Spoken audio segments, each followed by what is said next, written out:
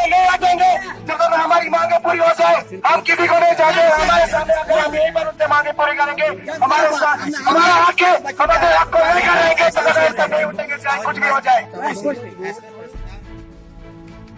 We want teachers! We want teachers! हमारा हक हमें दो! हमारा हक हमें दो! We want teachers! We want teachers! We want justice! We want justice! हमारा हक हमें दो! हमारा हक हमें दो! We want teachers! We want teachers! We want justice! We want justice! हमारा हक हमें दो! हमारा हक हमें दो! We want justice! We want justice! We want justice! हमारा हक हमें दो! हमारा हक हमें दो! Teachers! मलिक है, मैं 8वीं जमात में पढ़ता हूँ। हमारे स्कूल का नाम गवर्नमेंट हाई स्कूल लोगड़ा है। हमारा स्कूल 11 मार्च से हमारा सेशन शुरू हुआ है, लेकिन 11 मार्च से 23 मार्च तक हमारे पास कोई स्टाफ अवेलेबल नहीं है। ना हमारे पास साइंस टीचर है, ना हमारे पास मैथ टीचर है। यहाँ तक कि हमारे स्कूल में हाई स्कूल में 13 टीचर्स होते हैं, लेकिन हमारे पास सिर्फ 4 टीचर्स मुहैया है।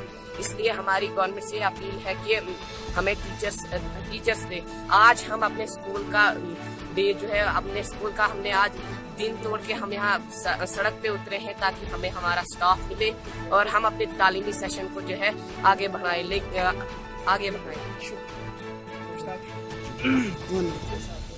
सर, मेरा नाम मोइन मुश्ताक मलिक है और मैं एचएस लोहड़ा का तालिब इल्म हूँ।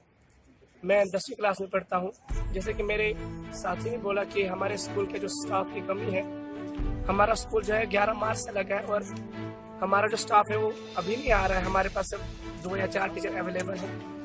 तो जो हमारे स्कूल के जो टीचर्स हैं उनको 16 तारीख को ऑर्डर हुआ हमारे स्कूल के लिए, मगर वो अभी तक नहीं पहुंचे हैं, जिसकी वजह से आज हमको सड़कों पर उतरना पड़ा।